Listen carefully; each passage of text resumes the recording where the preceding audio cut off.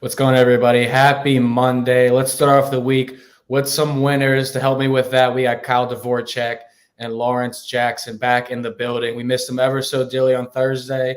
Now we have Bears versus Patriots, guys. Could be another snoozer. Like I say every prime time we're on the show. But Lawrence, first and foremost, how was senior night soccer? Did you get the W or not? Yeah, definitely got the W, man, in a big way too. Yeah, 7-0. Ooh, Well, so sheesh. yeah, we brought it home. Well, on senior night, homecoming type things, you always schedule a team. You gonna whoop That's them. true. That's what you supposed to do. So that's kind of how that went down. That's good, man. Glad to hear it. 7-0 is definitely a whooping, man. You sent them home pretty upset for the night. But, Kyle, hopefully you didn't have an upset night at all this weekend. How was your weekend? Did you have a successful Saturday or Sunday? I think so. I don't know. We call it the Cadillac shift. If you don't have to work a 4 o'clock game, it's the Cadillac of shifts. And I got a caddy shift. So it was a great weekend. I didn't have to work as much.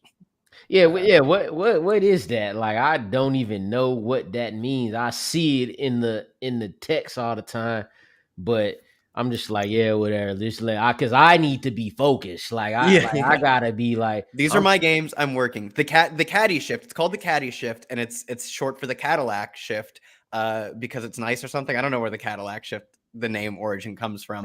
But say we have 6 people working games, but there are only 5 4 o'clock games. One person gets to take the afternoon off, and for whatever reason, I think it's just random. For whatever reason, I got the caddy shift. So it was a good weekend for me. Can't complain about that. I also had a good weekend myself. Had the best college football Saturday of my entire season. If you guys don't watch our show, our combined group went over 20 units on Saturday. Jeez. It was a huge Saturday. What were you on? Money line sprinkles. What was that, Kyle? What were you on? A lot. We had Louisiana Tech, we had UTEP, we had San Diego State, we had every fade possible in Iowa because they have the worst quarterbacks in the history of college football. Yeah. So you just keep going down the list. But the only one I really took a loss on was Purdue. About 10 minutes for the game, I decided Purdue's going to beat Wisconsin, and that did not happen. It was 21-0. All right. 20 units, I think you'll manage to handle that. Yeah. Eric Froton, Brad Thomas, and myself join us Saturdays. But tonight it's Bears and Patriots. There is money to be made here. We see the Pats laying 8. The over-under is at 40.5 down to 40. We got some comments. We hope Chicago wins here. Mac Jones supposed to start. We saw some interesting reports about possibly Bailey Zapp and Mac Jones both playing. Do you guys have any opinion on that? Might as well while we're on the topic. One guy, right? It's one guy tonight, and it's Mac Jones. Yeah, it's probably gonna be Mac Jones. When they come out and they say he gonna play some, that probably mean they not playing no 2 quarterbacks, especially this team, this coach, and this staff. I would be extremely shocked. It makes no sense to play 2 quarterbacks who play the same too. So it probably gonna be Mac Jones. Yeah, totally. It's like, maybe in the future they do end up going back to Zappy because Zappy played really well and Mac Jones was struggling early. But like the only reason we would see 2 quarterbacks is Mac Jones either is hurt again or he gets benched. Like that will not be a system structure part of the offense. Right. Like, talking about college football. Like, college football is the classic. If you have 2 quarterbacks, you have none. The NFL, if you have 2 quarterbacks, you have like less than one. You have PJ Walker or whatever. Yeah. Who is the starter now? He earned the spot now. So he the guy. Baker Mayfield, Sam Darnold, don't hold your breath getting back in. Mr. XFL is in the building. Before we get to Adam's question here, I'll point out if you live bet the Buccaneers on Sunday at all to win that game, hopefully that is a lesson learned. I saw way too many people tweeting out. I could not wait to get that Panthers money line at plus 130, plus 150. I grabbed it 4 times on Sunday, to be honest with you. I think Tom Brady and company are donezo. Father Time is catching up to them. But to Adam's question, what do you guys think about his one? He's down 71.4 points. It's a lot to overcome. And I know we're not very high on David Montgomery tonight as a teaser. You don't have much of a shot. I'm sorry. Rest in peace, brother. L, bro.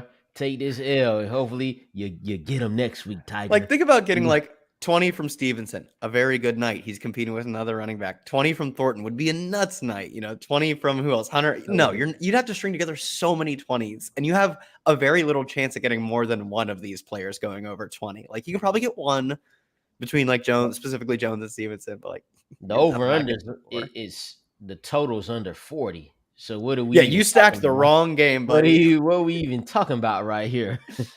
Look, I'm hoping we see nothing but unders tonight.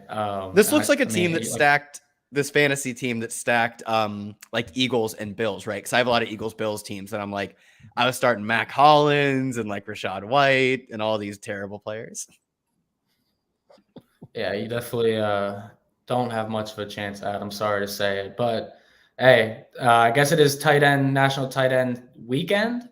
Maybe Hunter Henry gets one for you, but we'll see about that. Do you guys think David Montgomery or Khalil Herbert tonight? Who has the better game? I mean, David Montgomery. I think like better in quotes. Like Khalil Herbert probably has a higher yards per carry. Yeah, I say Herbert always better. What we even talking about? More touches and more production. That's probably gonna be David Montgomery. Yeah, I'd agree with that here. I got some notes I wanted to share with everybody tonight because some interesting stuff from BetMGM. So Mac Jones, did you guys know Mac Jones is a 5-0 on the money line, 4-1 ATS, has a favorite of 7 or more in his career? Interesting. Pretty crazy. Yeah, I mean, you just jinxed him now. It's like that's fine with me. It's like when they talk about the field goal kicker who never missed from certain yards or wherever, and then they miss horribly on that kick right there. They miss horribly. Yeah, not only is he pretty good -7, when he starts his primetime games, they've gone under every single time. And 3 of those 4 games actually went under by 13 or more points. Oh, my God. So considering a total set at 45, that means it finished, well under that, around the 30, 32 range. So, I really think this is going to be a low-scoring game. Do you guys have any opinion on why they're low-scoring when Mac Jones is starting? One of those games, he only threw it 3 times. That was a primetime game. Well, that was prime time. That was disgusting. When they beat the Bills. I can't believe they beat the Bills. This was last season too. Like rookie Mac Jones.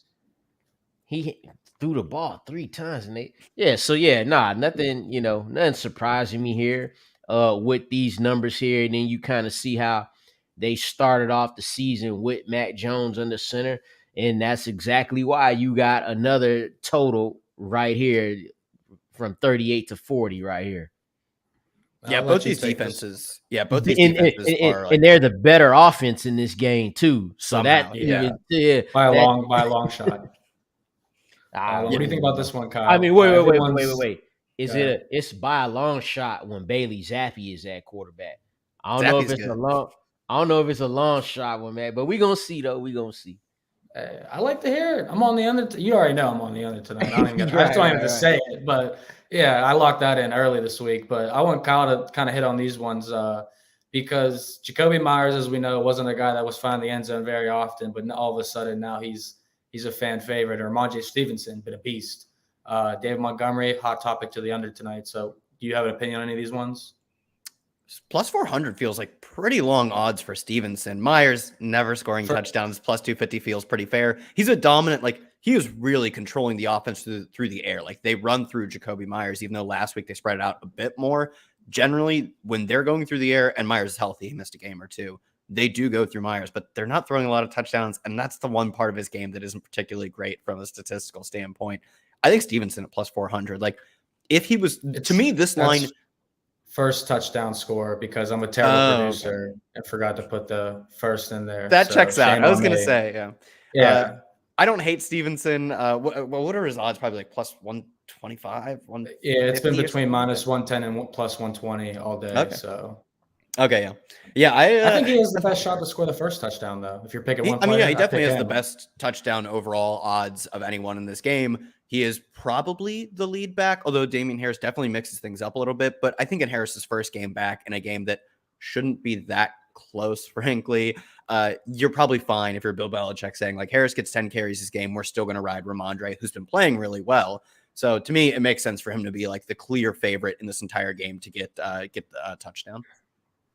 I like it here. We're going to get some questions from the viewers. We do have another guest on today. He's going to break down some DFS options. So you guys can drop his questions to him. And then also we're going to talk a little bit about some of his betting picks tonight. I like this question here. Both the Pats running backs rushing yards, how would you guys bet them? Do you like either one to score tonight? Because Damian Harris back in the fold. Or are you passing on both of them? You could. I feel like you should be able to feel good about both of them. Honestly, I actually think Damian Harris's return is being very underrated right now. We last saw him against Green Bay. He looked really good. That's the first game. Bailey Zappi was in there too. The last time Harris was in there, he was getting goal line work, scoring touchdowns right there with Ramondre. Now, what Kyle said about him being the first game back and all, it's like you just never really know. Could it be a Gus Edwards situation where nothing held back, no stone left unturned, or is it a Keenan Allen situation which they actually have the same injury, either hamstring, and them is always tricky right there. So it's like, man, it's so many varying outcomes for Damian Harris, but just on the strength, his return is being underrated, and it's as if he's just like some backseat handcuff, like James Robinson is now. Because he is a handcuff. Don't even. I don't even want to talk about that situation right now. Those two running backs. They totally destroyed my two fantasy teams, separate fantasy teams this weekend, because I started Jonathan Taylor over Etienne, which wasn't terrible. And then that's what you should do. You're going to do that every time. You're going to do that every time, yeah. And then I also started Damian Pierce, and he had a good game. But and then my other league, I started Damian Pierce. I lost J.K. Dobbins, which, Kyle, we got a good feel of on Thursday. So my running back situation's been terrible there. And I didn't start Etienne, so sucks a lot. And I also started Dak Prescott over Joe Burrow in 2 leagues. So joke is on me. Anyways, it was rough. This guy, though, could have it just as rough as me. Sorry, Trevor. Mac Jones and Justin Fields on your team. Who should I start? I still go. I'll go Fields. Both of us. I was gonna say both of us know it's Fields. Like, I get that the offense has been terrible. They're probably going to lose this game. They're probably not going to put up a lot of points.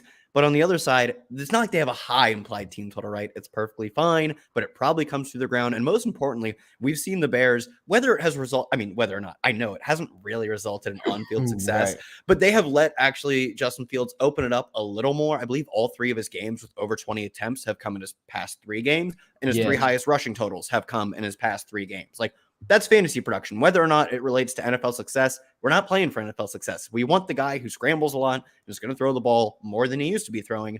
And that's Justin Fields. Mac Jones just doesn't have that same range of outcomes when he doesn't run at all. And they also want to run the football with their running backs all game. Yeah. Also, Kyle, too, Justin Fields has hit his over in passing yards for 3 straight games. Now he faces a tougher defense in the New England Patriots, but he's also thrown for at least 1 touchdown in the past 2 games. So if we could just get 1 touchdown out of Justin Fields, you good, because you got a better chance of getting 1 out of him than 2 out of Mac Jones, and you're gonna need 2 from Mac Jones because he don't have a rushing upside. So you rather just go with the guy who can run, especially when both offenses is not that great.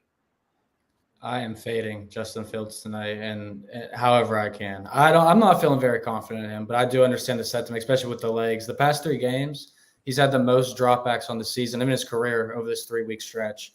And I think that's, Kyle, to what you said, him having more rushing yards now, more rushing attempts. It's just more opportunity, to be honest. They're letting him rip it, as we said on Thursday jokingly. But I made 190 yards, 208 yards, 174 yards. You'll take that over Mac Jones' last showing, I guess, 3 interceptions against the Ravens. So he did throw for 350 yards, but that's exactly the Ravens' defense. Yeah, the Ravens' defense is something we're probably going to talk about a little later, because I wanted your guys' opinion on that. because the fourth quarter has been trash for the Ravens. But Mac Jones here, under 28.5 pass attempts. I mean, if we could see Bailey Zappi tonight, we could see a heavy dose of Stevenson and Harris tonight. So would you guys play the under on Mac Jones? Yeah, I would play the under, especially because Damian Harris is back. That brings a whole nother factor to it. Reminder: Stevenson don't got to carry the whole load, and if they're winning this game, and you see the spread, what is it, 8? You see that. I think if this is going how the Patriots want to go, they're not gonna pass. Like, unlike the Falcons who run when they're losing, the Patriots run when they're winning. So if they're winning, you know what I'm saying, they will be running that football. No need to even have a chance to throw 3 picks like the last time he was out there. Yeah, I totally agree. When you look at like how it's, I mean, you can beat the Bears in a plethora of ways, but they're well below average in rush EPA allowed, and both of the Patriots running backs are really talented, and both are capable of handling a lot of carries. Maybe not Harris in this game back, but he doesn't have to. So, like Lauren said, the way this team wants to win and should be able to, because they face an offense that just won't put points on the board, is going to be on the ground. I like that. And you guys got any opinion here? Devontae Parker's been a guy I've stayed far away from in fantasy. I mean, he only has 2 games of 6 or more targets over 5 games. I feel like that's not much to go off of or believe in. But Tyquan Thornton's been a hot pickup, apparently. Would you guys play him over Parker tonight? Because you only need 1.5 PPR points. I mean, both of them should work, right? Both of them should work, but it is an interesting question. I think because I feel like one of them dudes ain't gonna get it. It's totally possible. I think I would go Tyquan Thornton. Tyquan Thornton's got a little bit of that rushing juice, which, like, when you're just shooting for 1 point whatever points, like the 6 rushing yards he gets might actually be the difference. I believe he also has a lower ADOT. He has an ADOT below 8. You just need a catch. You just need those, you know, a 20-yard rush. Whereas Devontae Parker is coming back. He is the deep threat to, or Mac Jones is coming back, but he is applying this sort of poor Mac Jones performance, which was really causing him to struggle early in the year, because he's a deep boundary receiver. That's not particularly what Mac Jones is good at. Bailey Zappi was throwing gas on those deep balls. I don't have that same faith in Mac Jones. So give me the guy who's got a lower ADOT. He's probably likely to be scheme touches, specifically, you know, short ADOT stuff and rushing. You just need 9 points. I think he's 2 more likely points, to be basically. Yeah. Yeah, I'm gonna ride with you on that one, man. I was gonna say Devontae Parker because he's for sure the starting receiver, the number one. It's tough because Tyquan Thornton, I feel like you're gonna sweat that out more with Devontae Parker because he could have a nice day, or he could catch 2 catches for 24. Well, actually, that'll still get you that. Well, this is Devontae Parker's stat line with Mac Jones this year. With Mac Jones, Devontae Parker had 1 catch on 2 targets for 9 yards week 1, 0 receptions, 2 targets in week 2. Then week 3 was the Devontae Parker Expo. There was no Jacoby Myers in that game, I think, though. Yeah. Yeah, and that was the game Mac Jones had to throw for his life, pretty much, 350 yards. Yeah, I mean, he's gotten exactly 1.9 or less 3 times this year. Yeah, I'll go Tyquan Thornton because it's like they're going to scheme him or manufacture him at least 2 targets some way, somehow, and you just gotta hope to get those 2 little points. But I feel like one of these dudes ain't gonna get it. So Tomas, I know our decision, your fantasy game relies on our decision, and we pick it Tyquan Thornton. Good luck, my friend. Hey, I like it. That's what they're coming here for. These tough decisions where you're playing Tyquan Thornton over Devontae Parker. You gotta love it. It's how you know it's a Monday night and you're scrambling for that last minute W. All right. Do you guys think it's time to bring in our guest for the night? Let's let it rip. Let's bring in the main man, Simon Greneveld. How you doing today, my man? What's up? I'm doing better that there's a little bit more denim on here. Usually I'm the only guy repping the denim jacket. It makes it feel more at home immediately. But thank you guys so much for having me join you tonight. Yeah, no problem, man. Excited to have you. Just want to let everyone know you could find his work, Better Sports Network. You're also part of FanDuel, correct? Yeah. do some content for them. So yeah, make sure you guys follow my man FYF Simon on Twitter. So we're diving into this game. You hear us talking about Tyquan Thornton. Obviously, it's a deep dive in every aspect of it. How are you feeling about tonight's game? Is there anyone you're eyeing up for a breakout performance? Anyone you must have in DFS? What's your breakdown on Bears Pats? I mean, first of all, Tyquan Thornton, man, it was exciting watching that dude get the ball in his hands last week. Finally, he is so fast. Like, I think we forgot how fast he was coming from the combine. And Lawrence, I was listening to you, man. They're going to find ways to get the ball in that dude's hand. This Patriots offense lacks that speed in the receiving game that Thornton brings. I'm with you guys. It's Thornton over Parker for me. For this game tonight, any must-haves? No, but you got to start somebody, right? Like, it's a disgusting slate we're looking at tonight. It's not pretty on either side of the ball from a DFS perspective. And when that happens, the player that comes to mind immediately that I need to put in my lineup is we got to have a defense in there. If this game's going to be gross, I want to be cheering for something, and it's going to be that Patriots D.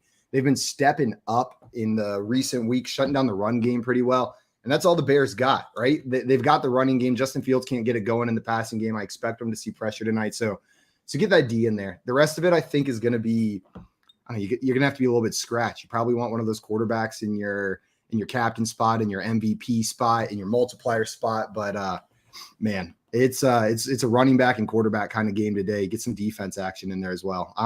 It's football, right? So we're excited, but this is gross from a DFS perspective. What do you think about having the defense in the captain spot? Yeah, that's if you want to get different, if you want to get a little cute with it, differentiate your lineup. You got on these Monday night slates, right? Maybe a kicker. What I'm feeling is if you want to get like a little fancy, mix it up a little bit. You were talking about it earlier. We think Mac Jones is going to start. We think he's going to stay in this game the whole time. All the signs are pointing that way. Make 2 lineups. Throw one in there with Bailey Zappi as your captain. See if we get some Zap action in this game. Because if you do have him in that captain spot, it's going to free up some of the rest of your lineup to make some other moves. And if he gets out there, you'll differentiate yourself immediately. Yeah, that would be big right there. That would be wild. Imagine that.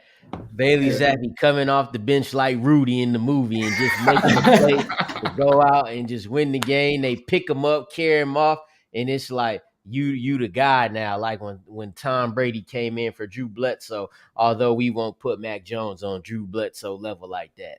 Nah. But anyway. I think Zappi just made me like enjoy Patriots games again, so I'm trying to will him 100% into existence. Like 100%. Like I gotta watch the Mac Jones-led Patriots again, and I'm sorry, but like it's good football, but it's boring football. Like I want the Zapster out there just slinging it, Western Kentucky style. Like I want just full-on college ball gunslinging, and we got a little bit more of that from Zappi. Is that what we call him now? Is he the Zapster? That what his name is now? With a name like Zappi, you got to mix it up every time. There's like a million nicknames you can throw his way. I've definitely seen the Zap attack. I thought that was pretty sweet. But yeah, he's been the man. He was throwing 4,000, 5,000 yards in college. I mean, it's a new type of quarterback for the Patriots, not that boring same stuff we've been seeing where it's a dunk and dive all year or the 35 rush attempts against the Bills like we were talking about earlier. But Simon, I want to ask you about this. How do you feel about this bet? I don't know if you're a fade the public type of guy, ride with the public type of guy, but you're going to be talking about a bet here in a second you really like. And David Montgomery is that. Do you have strong feelings about this? Yo, I do. I'm not fading the public on this one. I think the public's going to win big on this bet. If this is 99% on the over, the Patriots have been pretty stout at stopping the running game, closing those running lanes the past 2 weeks. I don't expect that to change tonight. And I think they're going to take Darnell Mooney away from Justin Fields. So they're going to have to get it going in that short receiving game. Justin Fields is going to have to get the ball out quick, and Montgomery's going to be a critical part of that. He's hit this almost every single week this season that he's played, except for the 1 week where he went out injured, right? Last week was the closest. He got 1 reception for 13 yards, but we were looking at a disgusting 12-7 game against the Commanders, looking pretty gross. So I'll take David Montgomery to hit this. If the Bears want any shot at staying competitive in this game, Montgomery and these backs got to get involved in the receiving game. What do you think about that, Kyle? Because I know you have a play on David Montgomery tonight too. Yeah, I mean, as far as the receiving stuff goes, like that makes a ton of sense.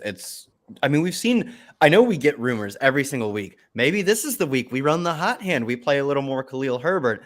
Like you've had David Montgomery and Khalil Herbert on this team for months, games and games and games. You have to prove it to me that you're going to play Khalil Herbert before I start fading David Montgomery, just as a volume player, right? Like, I don't think he's anything special, but I don't believe that they will ever run this hot hand nonsense until they actually prove it to me. Because if that was the case, they would have been doing it years ago, at least middle of last year. So until we see, David Montgomery not run 3 or 4 times as many routes as Khalil Herbert, I'm just going to assume he should be hitting his overs as a receiver specifically. Like, I don't love him as a runner. I don't think anyone really loves him as a runner, but I don't mind him as a receiver. Khalil Herbert going to start the game, and it's going to drive everybody wild. Lose it. It will drive me incredibly wild. People is he going to trot out there. He's going to make people feel like how I felt week 1 when I saw Darrell Henderson go out there with the starters for the Rams. That's how Khalil Herbert gonna make America feel tonight when he go out there with the ones and get that first little series. Then the second series gonna come around, and guess what? You're still gonna see Khalil Herbert. Imagine that. This NFL season is wild. No, this NFL, like, now all of a sudden James Robinson is a handcuff. You just you never know. It sounds crazy. Yeah, that's another good one. Like, what happened without Javonte Williams? Yeah. My teams where I had, like, if you would have told me in the offseason, like, Darrell Henderson's the starter for week 1, Javonte Williams goes down, a lot of my fantasy teams would have been like, we did it. Like, 0 RB works. We got Melvin Gordon late. We got the Darrell Henderson late. We are good to get. And then it's like just all the 0 RB dreams coming like crashing down on you as these guys just don't pan out. I split a main event team with 2 friends, and we did the exact same thing where we, like, you tell me it's a 0 RB season. We had a full 0 RB team. It's like, oh, we flopped the nuts, right? And we are just getting killed on the river every single time. We think we have the league winner running back. He's just yanked out from under us, Melvin Gordon being one of them. And then Khalil Herbert, how many times are they gonna like trick us? It feels like this year, like, David Montgomery goes down, he comes out, has a 150-yard game. Everyone's like, okay, no way they give the job back to David Montgomery. Like, Herbert's done enough, right? Full-on job. Yeah, like, no way. Like, at worst, this is a split now, right? Now we got this messy backfield, and then this year, it's like, nah, back to the back burner for Khalil Herbert. We're just going to keep feeding Montgomery over and over and over again. I don't get it. And we just saw it last game too, with Khalil Herbert pretty much making the biggest play of that boring game, right? 63-yard run. And now now the coaches are like, all right, he made this big play again. I guess we have to say something at least. Let's just say something. So we don't seem foolish. All right, hey, everybody, we gonna go with the hot hand now. And whatever. David Montgomery probably gets 20 carries a year, whatever. You sound thrilled about it. We'll see. No, I mean, happy tonight. I got no bones in this game. I'm a Giants fan as of yesterday, so as of yesterday, relax, man. I'm good. My teams are doing well. Jets, Giants, Bills. Coincidence. Man, you're a character, man. I'm not even gonna say nothing about that. Simon, who's your favorite team? Who do you normally root for? Is it someone hanging up on your back of the wall there? I hope not. No, it's not. I've been a Browns fan my whole life, but man, they make it hard to pull for them. That's even worse. Rest in power, King. So this year I've just been a football fan. I've just been I got my Raiders jersey. I've always been a sucker for those black and silver jerseys. So I'm just cheering for teams that are like, my sister just moved to Denver, got a sick vintage Broncos hat. So I think that makes me at least like 10% Broncos fan. You should choose a good team. I know. Broncos, Browns. It literally costs you nothing. It's free of charge. Like, you don't have to pay to be like good. I've been a Chiefs fan ever since I saw a second Patrick Mahomes game. That guy's awesome. It keeps me grounded. Keeps me grounded. That ego gets a little big sometimes. And then I turn on the TV and remind myself, like, oh yeah, I'm a Browns fan. It's all good. Simon, I'm a Steelers fan. I grew up outside Pittsburgh, so yeah, I feel like the the Browns are my favorite team. Yeah, I bet the Browns are your favorite team, being a Steelers fan.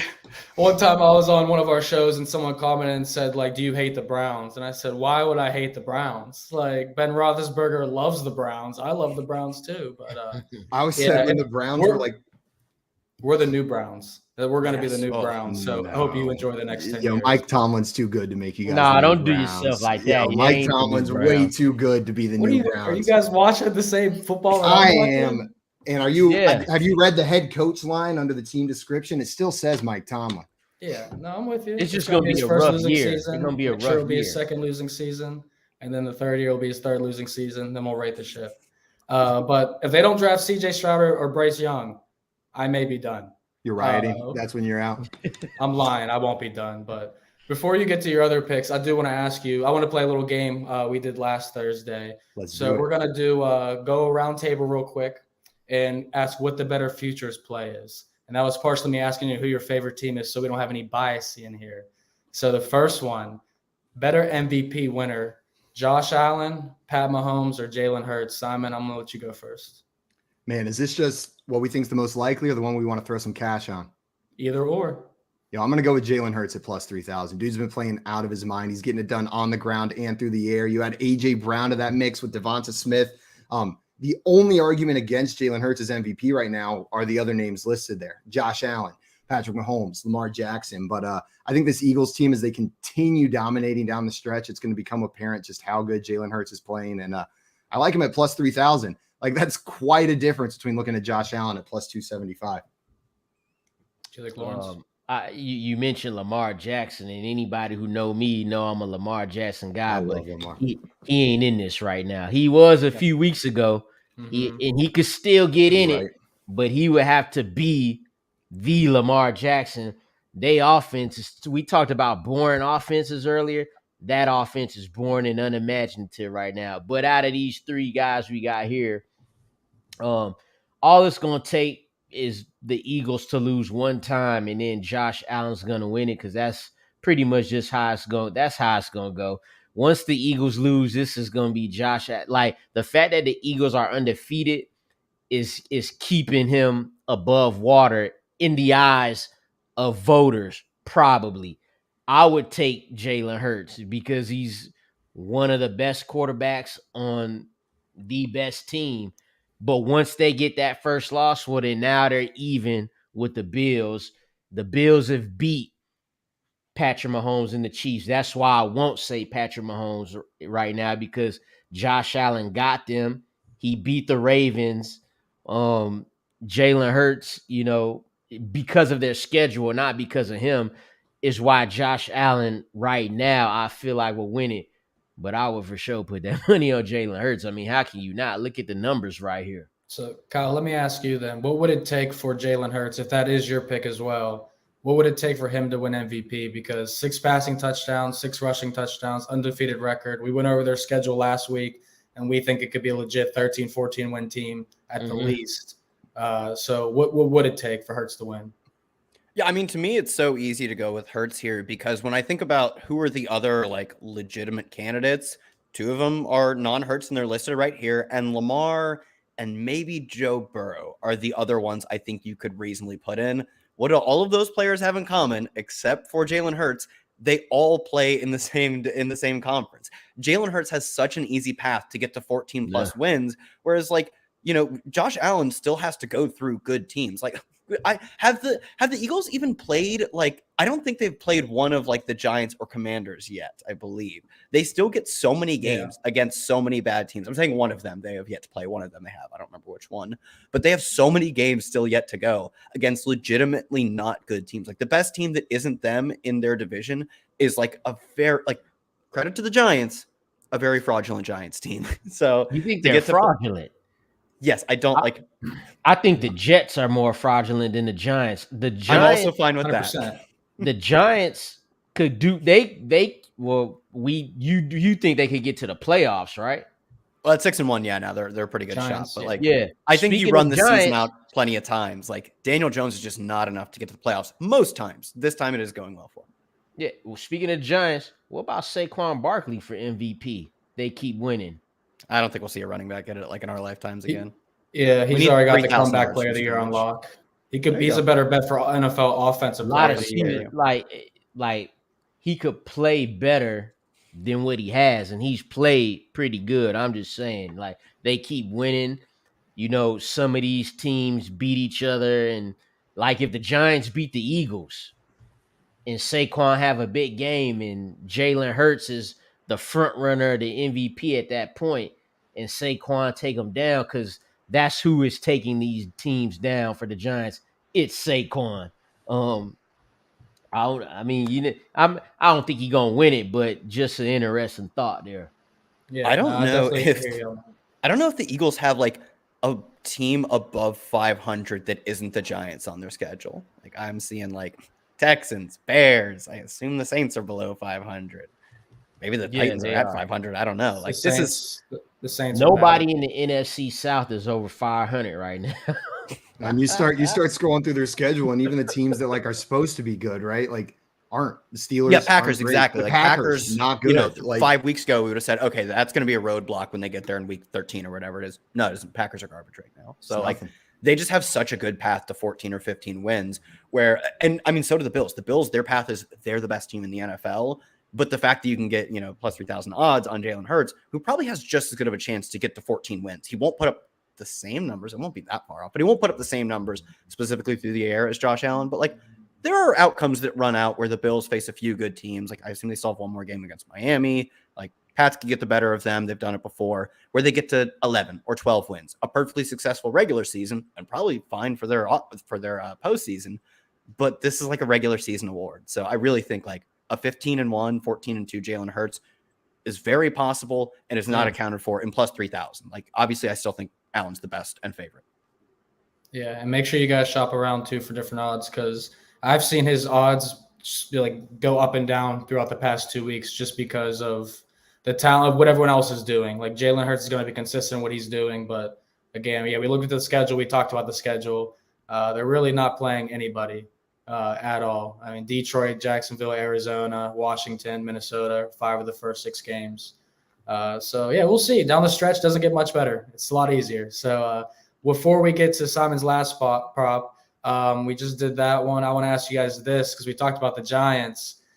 Bengals 22-1, Ravens 18-1, or Giants 40-1. Are we being realistic or not here? None of these. I would take the Ravens out of all these. They're Okay. playing the absolute worst football they could possibly play. I agree. And they're 4-3. Yep. And they've They not could be even 7-0. They might have been losing probably 1 minute of the whole season. I know coming into week 6, they had been losing 14 seconds of the whole season. So they're playing their absolute worst. Now, who knows? This could be them. But these, I mean, you would hope these grown men NFL coaches make some type of adjustments, but they're playing it's probably the worst I've seen them play since having Lamar as the starting quarterback. Offense got to get it together. The Bengals, on the other hand, I think they're more to their form now, but I don't think that's true. Like, in fact, the Ravens already beat the Bengals, and the Ravens weren't good on offense that day. So out of these 3 teams, I would take the Ravens here. You a dreamer if you taking the Giants. Now What do you think, Simon? No, I'm done. I'm done saying the Giants are a bad team because every single week I'm wrong. Every single week I say this is the year it's come back. I'm sick of being wrong. I'm not saying they're a good team, but I'm just they're good. It's okay to say they're a good team. No further comment on the Giants average. until when they lose another game. Then I'll talk about the Giants. Then I'm ready to talk. But I'm with you, Lawrence. It's the Ravens for me as well. They got the pieces, right? And that's the team I want to take. You said Taking a trifecta, Kyle. Yeah, I like them. I like them much more, even though there's like a slight discrepancy in the odds than I do a team like the Bengals. Like I think the Bengals have played in their past 4 games, Lamar, who they lost to, Marcus Mariota, Andy Dalton, and then the split game of Tua, but then mostly Teddy Bridgewater. Like, of course they're looking hot right now. It's a good point. Of course they're looking hot right now. Whereas the Ravens, like I do kind of just think the Ravens have run bad. Like they played poor in the red zone, they played poor at the end of games, but for 3 quarters they have been legitimately one of the best offenses. So I'm not going to sell out on them because they've, as Lawrence said, they've lost for like probably a few minutes throughout the entire season, but they just keep blowing it. It's, to me, that's more randomness. I think better teams, better coaches, better players will win close games at a higher rate, but it is still, when these games are that close, are closer to coin flips, and they just kind of come down the wrong side of some coin flips. So Yeah, I think the Ravens are going to look pretty good in the first 3 quarters against the Tampa Bay Buccaneers on Thursday.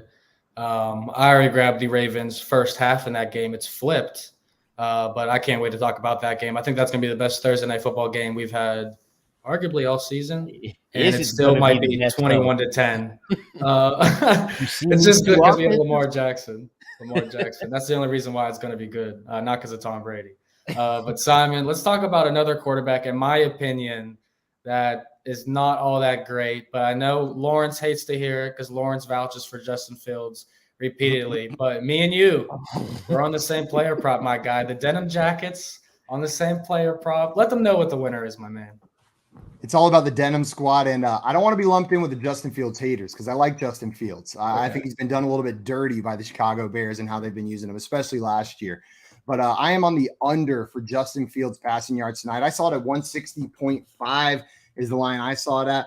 And man, this is a dude who has been completing just over 50% of his passes going against the other 6 teams he's faced so far this year, right? And now he's going against the Patriots defense that opposing quarterbacks are, again, barely completing more than 50% of their passes. I believe they're in like the 55 to 57% range. Justin Fields isn't going to be the mold breaker going against this team. It's going to be the running game. It's going to be short yardage passes. And to add on top of that, we're going to get some rain tonight in Foxborough. That's not going to make things any easier for Justin Fields. I know he's gone over this the past couple weeks, but this Patriots defense isn't one I'm messing with in the rain. I'm going with the under on this one. Music to my ears. Guys, any opinions on that? I don't have a problem with that this week, pretty much for the reasons you just named. Now, Vaughn was taking the under on Justin Fields passing yards every week. And every week for the past 3 weeks, Justin Fields just been choo, choo, choo, choo. You know, he been hitting that. But like you said, those were against the Giants, the Vikings, and the Commanders. Now you get a Patriots defense with one of the best pass rushers in the league. That's not even a question. Matt Judon has got to Tua. He's gotten to Lamar. He gets to anybody he wants. And he definitely going to get through that Bears offensive line. So you get that factor, them on the road. Like you say, I ain't even know it was no rain, but it ain't going to help. So I wouldn't be mad at the under either. But Justin Fields will hit some type of deep ball to Darnell Mooney at some point because that's just what happened every game. Yo, my fantasy teams hope so. I've got so much Darnell Mooney on like every single team. I was like, what are you idiots doing? I get a wide receiver 1 in the 5th round, like the top player for Justin Fields and this improved Bears passing attack. And then didn't pan out. Did not pan out. Yeah, it hasn't been very good for any of their pass receivers. Cole Kmet's a pretty hot option to the under tonight. Kyle, do you have any opinion on Justin Fields? Yeah, well, I have Justin Fields under half passing touchdown at plus money. It basically falls in line with what you guys were saying. It looks like a difficult match, but looks like an ugly game. Total is low. His implied team total is low. And although we have a 3-game sample of them cutting him loose, it really hasn't resulted in like his massive touchdowns. I think he's split 3-3 in his touchdowns, just getting 1 at least in a game this year. So I'll take the plus money on a quarterback who's been just struggling. And I think the offensive design is doing him no favors either. I'm with you there. Yeah, I sprinkled a little bit on his underpassing touchdowns when I saw you put in the notes because I was like, I could see it. He hasn't thrown 3 straight games with at least one touchdown and the same season yet. If you count 2 games last year and then the start of this year, then he has done it, but I don't count that. So I like that fade a lot too. But Simon, love the plays. Love what you brought to the table tonight with DFS and betting. Give the people your plug. Let them know where they could find you and all your work and what you got going on. Absolutely. I'm with the squad over at Front Yard Fantasy. You can find us on Twitter at FrontYardFYF. And like it says down here, every morning from 7 to 10 a.m. Eastern time, we're live for the Front Yard Fantasy Morning Show on Better Sports Network. You can catch that on their app or on our YouTube channel, Front Yard Fantasy. And then, we're doing shows with FanDuel as well. So make sure you check out those Thursday from 5 to 6 p.m. Eastern time. We're doing nothing but playing games. We take popular game shows, mix it with the game that we all love, and then bring guests on just like this and hang out, talk fantasy. So come hang out with us then. And then tomorrow, if you want to get a little teaser of that, we have our fantasy football game show at 3 p.m. Eastern time. You can find it all on our YouTube channel at Front Yard Fantasy. All right. Love to hear that. Thank you for coming on, man. We really appreciate it. And again, great stuff tonight. Thank you guys so much. Appreciate it. All right, Simon. We'll see you later. That was Simon Grunewald at the Better Sports Network, Front Yard Sports, and he also works for FanDuel. My man put in all the work. Make sure you follow him on Twitter, guys. We do got some breaking news in the chat. This is pretty crazy. Whoa. James Robinson traded to the Jets. It is breaking news per rap sheet. Breece Hall, out for the season. Someone asked us earlier, can we pour one out for Breece? Oh yeah, Yes, we can definitely. Most definitely. Pour one out to the homie Breece Hall, because that boy was indeed balling. He had that Jets offense on his back, but this James Robinson to the Jets. All right, so if you got Travis Etienne, man, this. If you thought week 7 was good, it's going to get even better. It's every week now. Let's go. Yeah, it's going to get even better. Now you got James Robinson in a situation. It's probably a little committee with him and Michael Carter there, pretty much. Obviously, not obviously, but I don't think James Robinson is going to get a start off the bat. That's got to be Michael Carter. But this is something we definitely gonna have to dive into at a different time. But how you feeling about that, Kyle? Just hearing it right now. Yeah, I kind of agree with you. They've been Michael Carter played well last year. He was just really doing it all. Like, he looked like a 3-down back. Then the team drafted Breece Hall, who has like the exact same, if not a better profile of a guy who can play every snap. And then James Robinson's kind of that same role where, like, you think of him as a between the tackles player, but he's a good pass blocker. He can catch passes out of the backfield. So I agree. This week, probably coming in on a relatively short week. It's not that short. I don't know how much teams are even doing on Mondays, but coming in really having no off season to prepare like any other normal player would. He's probably not getting the start, but I think within a week or two, like, the team just doesn't seem to like Michael Carter that much. So and I don't know why. Yeah, dude, I think he's good. I was kind of annoyed when they took Breece because I wanted to see more of Michael Carter, but they're not giving us that. And they are so committed to not giving us that they're trading for a running back midseason. So I agree. I think this week is probably a decent week to fire up Michael Carter in the flex, but that's kind of all the leash I can give him. I'll have to see how they use Robinson the next week or two. Yeah. When I poured one out, I poured on way more water than I thought I would on the ground. So yeah, it was kind of close to my charger when I did that. I didn't really think about it. But the Jets, 4 straight dubs, 5 of their last 6. I mean, they are committed to winning. There's no doubt about it now. So that's awesome. That way, right? Yeah, the Jets got the Patriots at home next, and then a date with the Bills at home before they have a bye week. So 2 definitely very tough games. But if the Jets can squeeze out the one against New England, I mean, they're looking pretty good, man. So pretty wild stuff, man. Yeah, everybody hit that like button. James Robinson just traded. Can't believe it. Yeah. We got a comment here. Lawrence loves coming to compete with us. For sure. Lawrence, yeah, most definitely. I was going to mention that too. I done been on the Front Yard fantasy shows a couple of times playing a little, you know what I'm saying? They'll do little trivia games, and some of them questions got me, you know, because they was just strictly fantasy questions talking about points and stuff. And I was like, I don't know what it is. Kyle, you would do good on that show. It's a show for nerds and losers like myself. I mean that in a complimentary way. Then I must be that. Yeah, but definitely they do little Jeopardy type things and stuff too. So it's solid. That's what's up, man. Yeah, definitely check it out. He said 3 p.m. Eastern tomorrow on their YouTube channel, Front Yard Sports. It's Monday night, and instead of doing anything, you're here watching us. You're a nerd and a loser, and you would like the show. I mean that in the nicest way possible. In the nicest way possible. All right, how about this question here from Spirit? Pittman, assuming James Conner, Buffalo's defense for Dameon Pierce and Tony Pollard. Michael Pittman, if you need running back help. Yeah, I would take Dameon Pierce and Tony Pollard. Me too. The defense don't even like. I'll stream defenses. I know Buffalo got the best defense in the league, but I'll make it through. But to get Dameon Pierce and Pollard for Michael Pittman, who now they got a quarterback change in Indianapolis, Sam Ehlinger coming in, and James Conner. James Conner don't even play this year. Yeah, I'll take Dameon Pierce and Tony Pollard. I will take that bi-weekly long run and good game from Tony Pollard for those 2 players. Yep, totally agree. Yeah, I did want to ask you guys about that situation now. Since Matt Ryan being benched, Sam Ehlinger being in, he's the rookie from Texas. How do you guys approach the Colts fantasy players now? Is there anyone that, you know, you're going to put up in your rankings, or you're just dropping everybody slightly? Yeah, I think they're generally taking a hit for me. I think I'm probably even weaker on how I felt about Paris Campbell, which I was kind of excited to see what he could offer. Hey, he was finally doing something. 2 I know weeks in a row. they were playing in a way that was really good for him. They were playing fast and throwing it short. And that's perfect for like quick, speedy, yards after the catch kind of guy like Paris Campbell.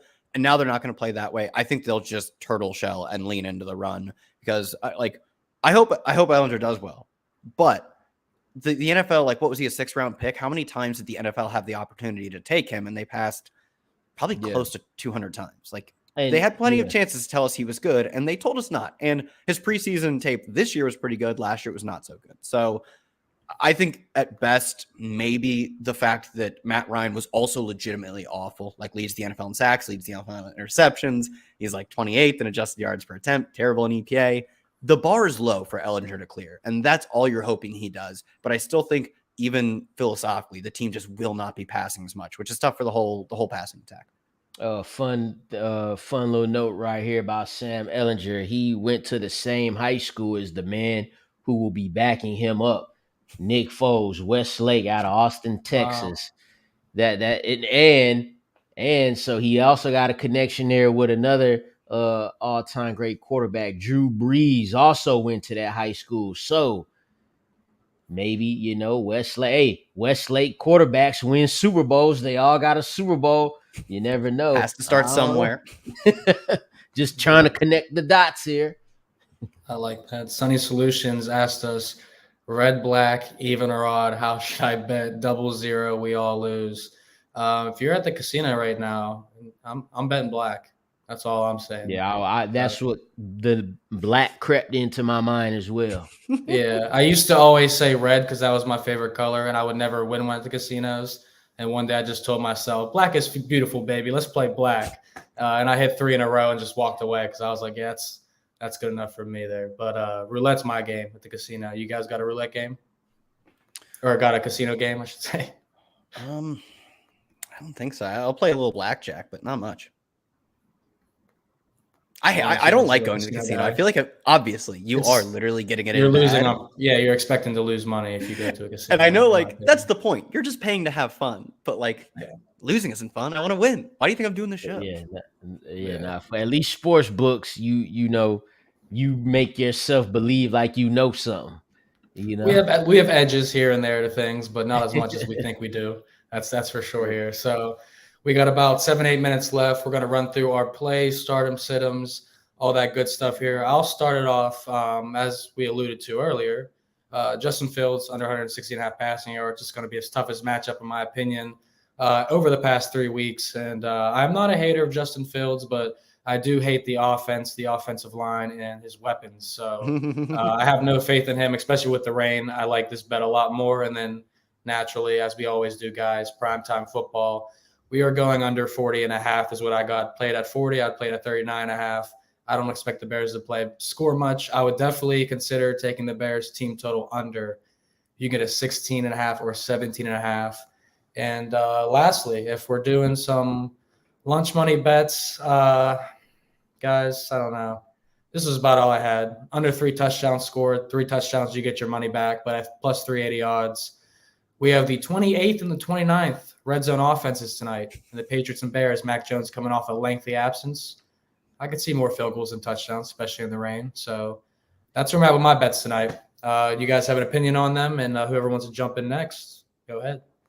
Yeah, I'll just go straight up with the long shot here. Justin Fields, a score, and the Bears win for plus 700. Meaning can't be a touchdown pass, people. It has to be a rushing touchdown for Justin Fields. He could catch one too. He's athletic. Yeah, he could get one. He almost had one last week against the Denver Broncos. Did he really? Again, just a long shot bet. I'm not even picking the Bears to win, but it's a long shot bet, and with the way the NFL going right now. This don't even seem like that much of a long shot. That's probably why it's only plus 700. But I like that. I like Darnell Mooney to go over 45.5 yards for receiving yards, as he's done that the past 3 games. I'm going to go under David Montgomery, 50.5 rushing yards. He's done that. I'm sorry, the Patriots have let the past 2 running backs go for only 56 rushing yards, but that was Nick Chubb, and the one before that was Jamal Williams. Lions, one of the, I don't know, best offenses in the league there. And, the hot hand approach thing, that kind of got me into the Dave Montgomery under rushing, even though he could still probably have more carries than Khalil Herbert. All right, Okay, I'm in for that. I had briefly mentioned, or you alluded to this. I do like David Montgomery over, I believe it was 13.5 rushing attempts. He's hit it, I believe, 4 or 5 games, excluding throwing out the one he didn't play. And this looks like a game where, at least if they're going to, attempt to not get blown out, it actually does make sense for them to run the football. The Patriots have been relatively weak against the run on the entire year, 23rd in EPA per play. But I just think philosophically, they probably don't want to see a ton of Justin Fields versus a coach who typically gets the better of young quarterbacks. And for an over, Jacoby Myers over 4.5 receptions, only -105. Myers is legitimately quietly an alpha receiver. He has a 36% air yard share, 27% target share. He's played on over 80% of the team snaps. This is what a true number 1 receiver looks like. I just don't think he gets credit because he plays on an offense that's pretty meh, and he isn't scoring touchdowns. That doesn't matter for this prop. So I will take over 4.5 on him. I like it. I can't argue with any of those plays here, but before we get out of here, guys, do you guys have any last words, bets, or any advice you want to give out to the people? I don't have any advice or anything. I just have a plea to Arthur Smith to please start using Kyle Pitts and Drake London and stop acting like you got Derrick Henry. You don't got Derrick Henry. You don't got that offense. That's it. Dude, it's unreal. I cannot believe what they're – it's makes me so mad. You draft 2 receivers in the top 10 2 years in a row, and they're blocking. They're blocking. That's your Falcons, man. Or I guess not anymore because now you're Giants, Jets, and Bengals or whatever. If you got more than 2 losses, you ain't my team. That's the way it should be. But hey, we appreciate everyone watching with us live. Make sure you guys subscribe, smash that like button, follow us all on Twitter. Kyle tweets here, Kyle Dvorchak, Lawrence Jackson at Lord Don't Lose, myself, Vaughn Dalzell at V-Money Sports. Thursday, Ravens, Bucks. Should be exciting. Probably won't be, but we will see you guys there regardless. Thank you all for watching with us. We'll see you next time.